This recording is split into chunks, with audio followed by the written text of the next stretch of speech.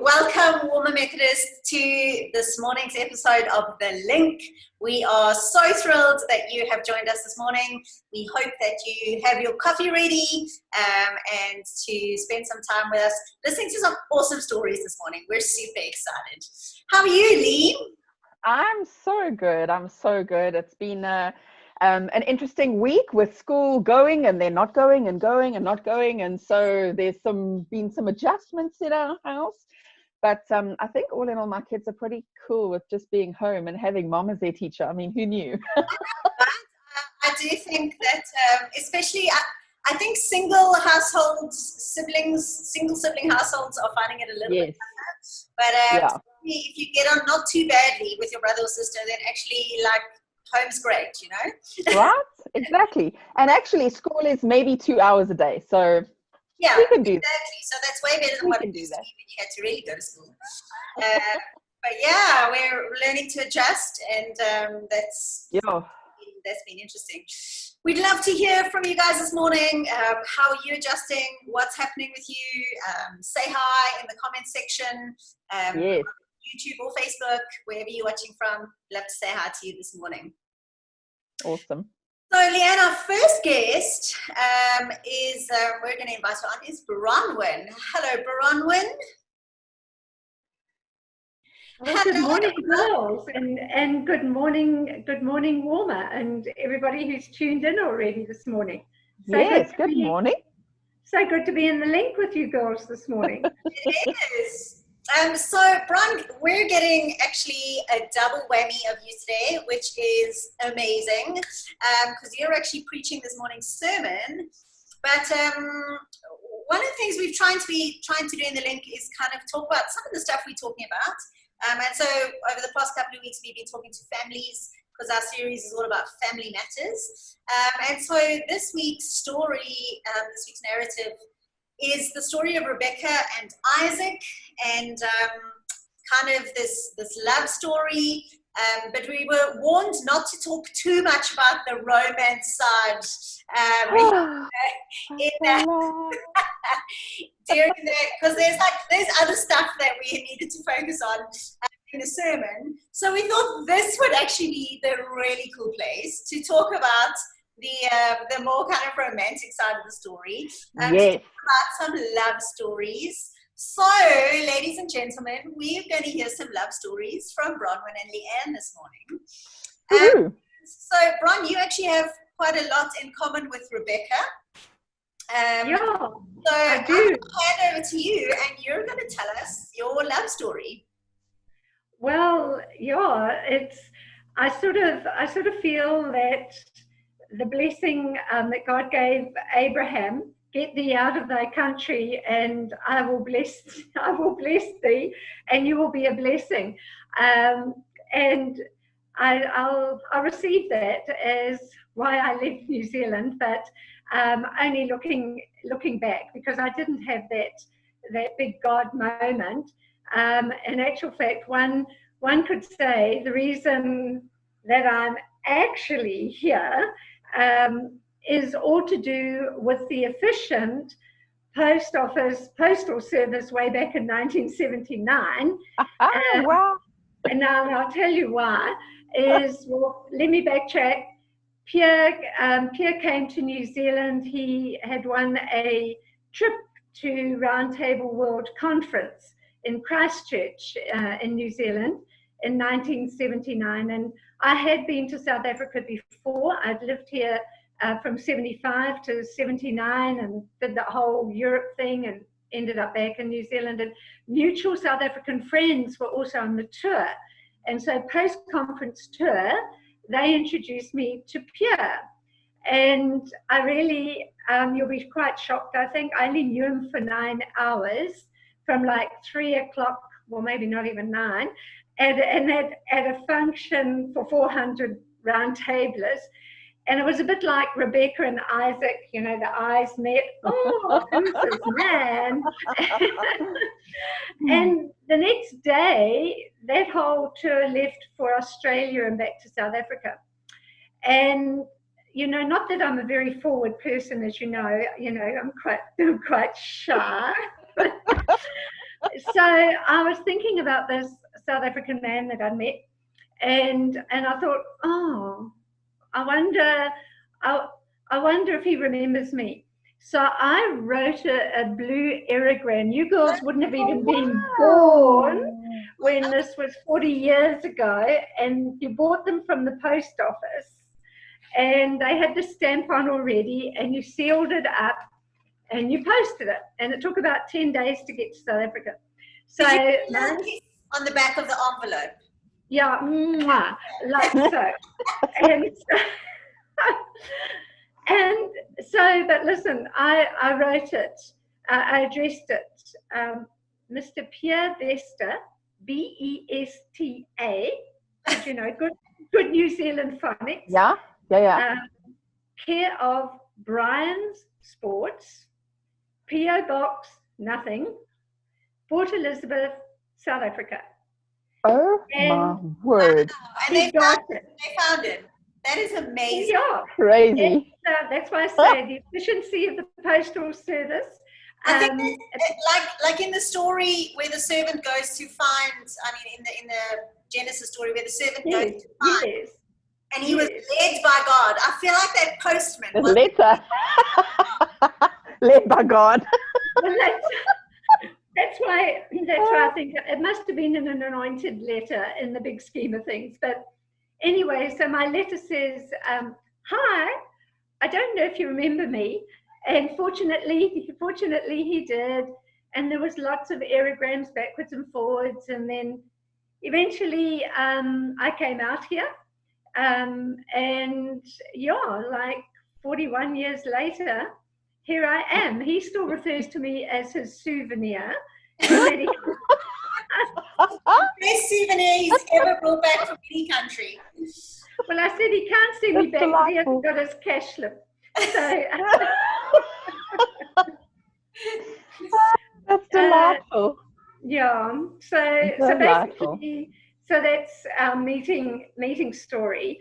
But I must just add in another little bit. So I flew out and I arrived at Port Elizabeth, and I'd lost 10 kgs, and I'd grown my hair and I'd had a perm, so it was all like curly. And he was there at the airport, and he didn't recognize me. That is hysterical. I had to walk up to him and I said, "Hello, it's me." And I really, but that was my big Rebecca Isaac moment. Oh, that's so good. Oh, that's so good. So that's our love story. And yeah. Leanne, why don't you tell us a little bit about yours? How did you and Hilton meet? So I was living in Cape Town, and I'd been going to Claremont Methodist for quite some time, and so at CMC we had two services. We had a 5:15 service in the evening, and then we had a 7 p.m. service. And the older young adults went to the 5:15 service, and the youngsters went to 7. So of course I was at 7, boy, and it was loud and happening. And I happened to come in earlier at one stage because I was leading worship as well. And I remember seeing this guy, like I can still, you know, when it's so clear in your mind, it's still so clear. I saw Hilton standing chatting to a group of these older people, and I thought, you were probably only about 3 years older than you, actually. Probably are. Yeah. Maybe 5. Okay. Anyway, so I noticed him, and I thought, oh, I better stay away from that one. Anyway, it turns out that he joined my worship team, and we were actually quite good. Yeah, we were actually quite good friends for a while. Probably for about, I want to say, at least a year.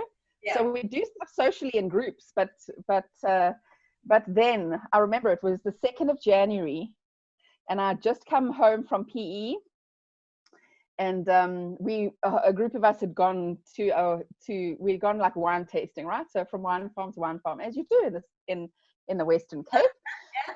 And all of a sudden, like he was like everywhere that I was, and I was like, hang on a second, what's happening here? Anyway, he eventually plucked up his courage and asked me to go on a date with him on Valentine's Day. Oh, And wow. he'd actually made me a book. He made me a book. That is and awesome.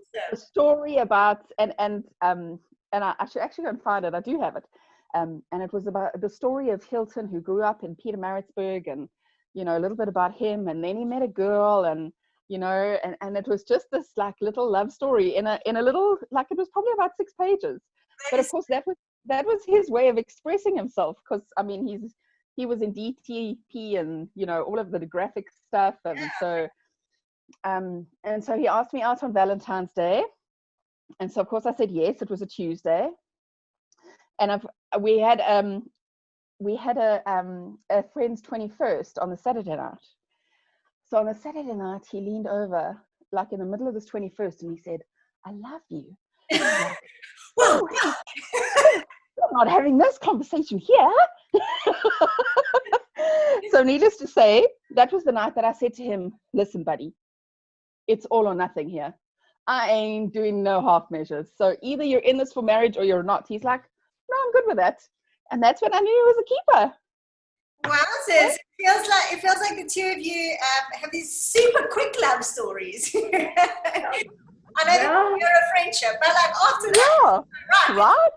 That's amazing. Yeah, let's do it. Yeah. So if there's anyone out there who is like has been waiting forever to ask someone out, or it has been taking very long time, come on, guys, come on. Be like a Milton, be like a Pierre. Exactly. Bronwyn. Yeah. Just do it. Yeah, and it's actually our anniversary on the 7th of the 7th. We got married. Oh wow! On the 7th of the 7th, 2007. Oh, how blessing. Yes. Oh, yeah, exactly. We're a teenager. Oh my word, we're a teenager. I just love the stories. Yeah. We have some other really great love stories. We've had some. Bronwyn has roped in some awesome people from the church to tell some of their love stories. So we're going to watch some of those right now. Hi everyone. Hello, I'm Julie. And I'm David. And we met each other probably 28 years ago now through the youth groups that we were involved with here at Walmer Methodist Church. I was the director of Super Snoopers, which was one of the youth groups back then. And Julie was a leader at Super Snoopers. Yeah, so we were friends for a while and then started dating. We dated for 5 years before getting married on the 2nd of January 1999.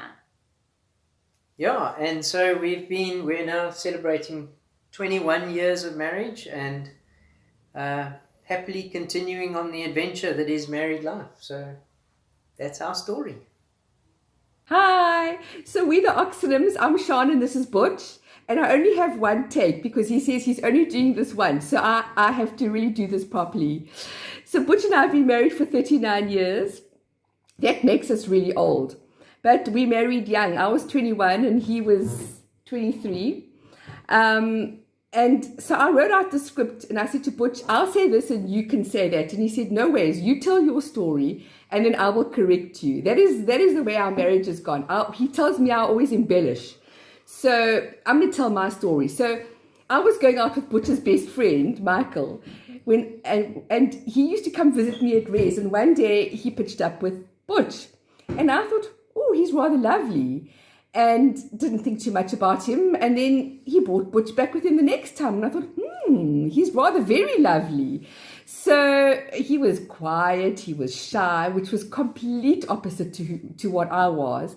But I just loved him there and then. Well, not quite loved, but I thought he's definitely the one for me. And here we are, 39 years later, old, granny, grandpa. He's Bobo, I'm Nini. We're very, very blessed. We've got 2 sons, Ross and Greg, who were both christened, confirmed in Walmer Methodist Church. Both were drummers in the worship teams. And then they both left and lived overseas. Ross lived in London for 10 years. Greg has been in Dubai for 6 years. But what a blessing it has been, because Ross has come back to live in Port Elizabeth with his wife Philippa, and they have 2 gorgeous grandchildren, Artie, who's 3.5 years old, and Judo, who is 1 year old. So I would say we've been really, really blessed. It's been a really, really good 39 years. We've obviously had our ups and downs, but we've had God in our life, and when we look back at our life, we see how truly, truly blessed we have been. But I think it's probably time for me to hand over to Butch and see what his story is. So, Shan, most of Shan's story is right. I'd just like to get the meeting part right, because I actually met Shan at the Old Warmer Gardens Hotel. That was the first time I ever saw her. We were all students at Technicon at the time, and I was there with a lot of my mates, and she came along with a lot of her friends. And I think what really impressed me was that she offered to buy everybody a tequila. And so, being a student and being the age that I was, that was Impressive. very impressive. So I straight away took an interest, only to find out that she was actually the daughter of a farmer, and she only had a sister. So there was this farmer and with 2 daughters. And one of the things that I've always wanted to be was I wanted to go farming. So I thought if I really played my cards properly, who knows, this could be my lucky break. So we decided to go up. We got together, and I met the parents, only to find out that they were in the process of giving up farming and going to live in Knysna. But by that time, I'd really grown fond of the family, and fallen in love with me. And I thought, that this could be a good place to be. So we carried on, and Knysna turned out to be a very nice place, and we were very happy. The rest is all quite true with that Shan has told you. We've been blessed, hey? Very blessed. Very blessed, yes. Thanks, bye. Hi, I'm Peter. And I'm Nicole. And we met through a mutual friend in 1991. We were married on the 2nd of May 1992 at the Warmer Methodist Church by the Reverend Derek Jolliffe. Our marriage hasn't always been easy. We've had some challenges, but we are grateful that we've had God in the center, and He has helped us navigate through the difficult times. We've been married now for 28 years, and we have 3 children, Daniel, Nicholas, and Jenna. And we are still married, and we are still members at Warmer Methodist Church. Hi everyone. Unfortunately, my husband couldn't make it, so I'll try and retell our love story. I met my husband, I think it was 1994, at a friend's cousin's 21st birthday bride. We had come as friends to Port Elizabeth from Butterworth, where I was studying. So we exchanged numbers. I wasn't interested. And then the guy they call it stalking these days. We called it perseverance then, when a guy pursues you endlessly. So he kept making these trips, Shane, like 5-hour trips to not even see me, and then I would pretend I wasn't there or whatever, because he was so intimidating. This put together guy who was already working, who had everything going for him, and I was just this 3rd-year student. So everything about him was intimidating, but I have to admit, every chance I got to speak to him, like I started to get to know him, and I think I fell in love with his mind, and I fell in love with how caring he was. So fast forward 2 years after we met, we decided to date, and then 6 weeks later he proposed. So 29th April 2000, we got married. So we've been together 20 years married and 25 years together with 3 kids. So the props, it's amazing that our kids between themselves play about 9 instruments, our 3 kids. So I don't know what God was trying to tell us about the music instruments that we have that we can't even play. So that's our story. Bye. Aren't those just the most wonderful stories? It's just so awesome. Priceless. Stories. Yeah. So Priceless. the next question for you ladies is, how have you seen God's faithfulness in your marriage? Bron, do you wanna go first? Yeah, most definitely. I think right from the get-go, Pierre and I, we sort of thought God must have had his hand on this whole process, like, hello, how there was just so many funny little coincidences and what have you to bring it to pass. But we sort of grew together back into our faith journey. Sure. And even more so after we'd had children. So it was a coming back to the Lord together in many ways. And over 40 years, I mean, everyone knows it's not all violins and roses and little blue letters and whatever. And there have been some incredible blessings. So God has honored that Abraham thing, like, I will bless you. With regards to our three awesome children and their wives and husband that they have covenanted their lives to, and of course the 4 fabulous grandchildren. I mean, you know how dotty I am over our grandchildren. But in the like everyday life stuff, financial crashes, financial recovery, you're maturing together, and there are challenges within the parenting, but God has been always so faithful, and we've together, because we both journeyed our faith journey together. I think that is the hugest blessing that any marriage can have. And the baseline was there, so we both were able to turn to God all the time together. So I can just say that God is in our marriage, and he's even deeper in our marriage as we've gone on through the seasons and now into retirement. So yeah, very, very close and very faithful. Yeah. Thanks, Bron. So good. So good. Eve? Trace, I think like where I've seen God's faithfulness has actually often been in the detail. And you kind of think, I was never going to get married. I was never going to get married, and I was never having children. But I did. I actually did some hard work, and you kind of wonder, your Lord, is there somebody out there who's actually going to love like me, right?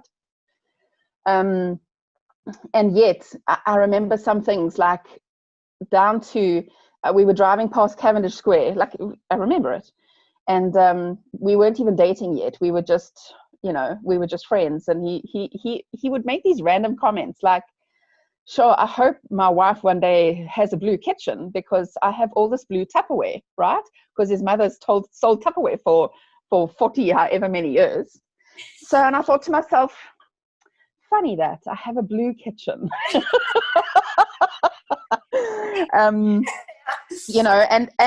what absolutely amazes me is just that there are times where we would be driving down the road and we see a billboard and we have a thought, and I speak my thought, and Hilton's like, I just thought the same thing, So it's like there are not 2 people in our marriage. There are actually 3, in that God is so much a part of us, and it's like he's woven the 2 of us together, and I think that's really what covenants is about. And so, like, his faithfulness is just so evident in, it's just in the blessing of children. It's in the blessing of having a home.